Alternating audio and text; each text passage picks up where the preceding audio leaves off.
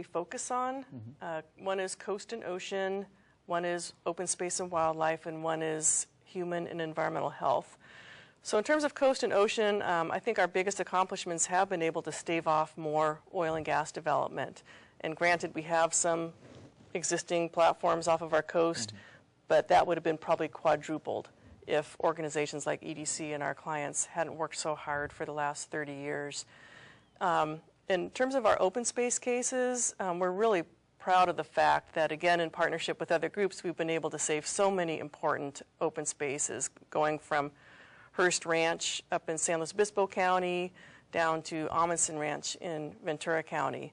And locally, a lot of people might not know that we've been involved with saving Elwood and the Douglas Family Preserve, Sedgwick Ranch up in the mountains, Carpinteria Bluffs. All of those places would have been developed if it hadn't been for the work of EDC and our clients. So what kind of cases are you working on at the moment? Quite a large variety of things, actually.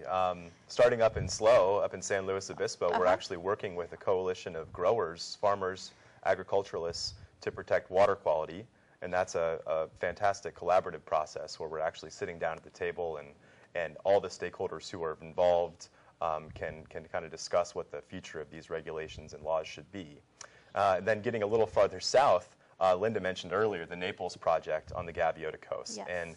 And this is a big one right now. EDC has actually been working on this case for almost 10 years. Certainly the controversy over the land use at Naples has been going on a lot longer than that. But what we've essentially got is an undeveloped stretch of coastline stretching north of Goleta. We've got a lovely picture of it up here.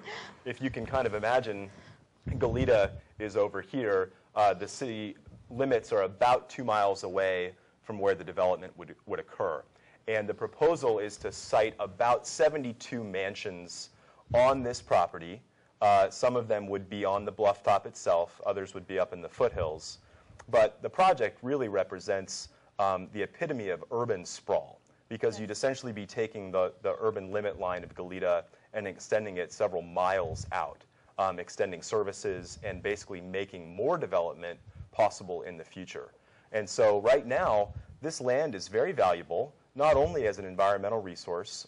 It's got amazing habitat for rare and sensitive species, but it also has been used historically for agriculture. There's active orchards, avocado plantations, other things that are grown on the property, and certainly it has a tremendous cultural significance. As I'm sure you know, the area of Dos Pueblos is a very old and very important site locally, and in fact nationally. I mean, this whole area is a very important place. And in fact, several years ago, the National Park Service did a study and considered including it in the National Seashore System. Say that 6 times fast, right? The National Seashore System. That unfortunately has not happened yet, but this is an area that's recognized even globally as a very important and rare place worth protecting. And then, you know, going even south, so down in Carpinteria, there's this very interesting project that's been proposed. Veneco is an oil company. They currently pump oil and gas from the channel onto an existing facility right on the Carpinteria Bluffs. It's actually kind of interesting. It's bordered by City Hall to the north, the Carpinteria Harbor Seal Sanctuary to the south, the Bluffs Preserve to the east, and the Arbol Verde single-family home neighborhood to the west. And so it's a very sensitive spot to be processing oil and gas. Yes. Well, now the company actually wants to install a 175-foot drilling rig right in downtown Carpinteria. We're talking about something that would actually be the size of the Statue of Liberty, the actual Statue of Liberty in New York City, looming on the bluffs, pumping oil 24 hours a day, 7 days a week for 30 years, maybe more, who knows. So the city has already determined that a number of impacts would occur from this project, and we represent several local groups, the Carpinteria Valley Association, Citizens for the Carpinteria Bluffs, and others, in at least watching this project and making sure that it's that the city's interests and the community's interests are being taken into account. And then there's a lot of other projects that we're working on down in Ventura, protecting Ormond Beach, which is a sensitive habitat down there. The list goes on, and I won't for the moment, but hopefully we'll have a chance to discuss more of those in the future. Yeah, of course. And as far as some of these cases that you've brought up, can you talk about how it is, us as AIM, us as the community here, how we can get involved, and what, hopefully we can make changes. So. Well, really, public participation is at the heart of many environmental laws. Many of these laws are designed to get people involved and to make people aware of what's going on in their community and how they can make sure that the right things are being done. And so, for instance, oftentimes if a city or the county is making a decision about a project, they'll hold a series of hearings. Yes. And they'll accept public comment. People can write letters. The important thing is to make your voice heard. And if that's writing letters to the newspaper, or to your local elected officials, or showing up at hearings, or participating in street demonstrations, whatever it is, people need to know that the community cherishes these resources and really values the local environment. Everyone cares about it, but not everyone is always motivated to act on that concern. And so we definitely encourage people to get up and get out. And we do have events from time to time that people can get involved with, and certainly many other organizations in the area do as well. Yeah. Can you expand a little on the importance of the public comment? I know, people may feel that they can't make changes, that their voice, is just one of many and they're not going to be heard, but, how is it that the city council or development councils, take those opinions and stuff into consideration? I mean, it's critical to the process, to be honest with you. The decision makers, be it the city council or the planning commission or the county board of supervisors, they need to know what the people are thinking. They need to know who the people they represent, what they want them to do and how they want them to vote and to act and to make policy.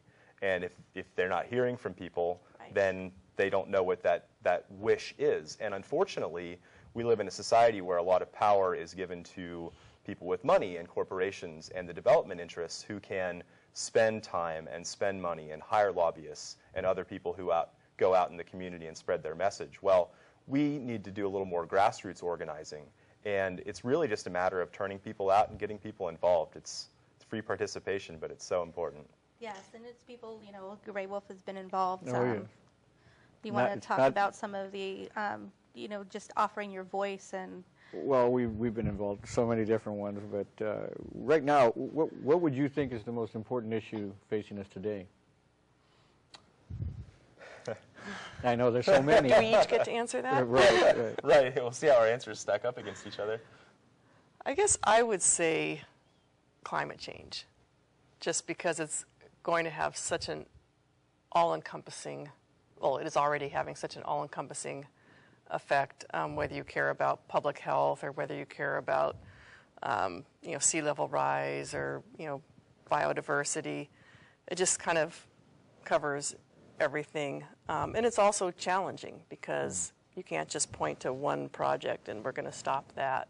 So it's really going to take a multifaceted, creative approach. But I think we can sit here and we can definitely work on our community issues, but what we've been doing in that context is we have been raising these bigger picture issues at the same time and really trying to be proactive on that issue and try to make a difference. Do you think that you're making your point? As Native people, we know that everything is connected. Everything is connected, and what you do here affects this. And I think that that's one of the problems that we're having is trying to get that point across. We don't seem to be getting that point across. I totally agree. When we deal with, most of the issues we deal with, people look at them with blinders on. And,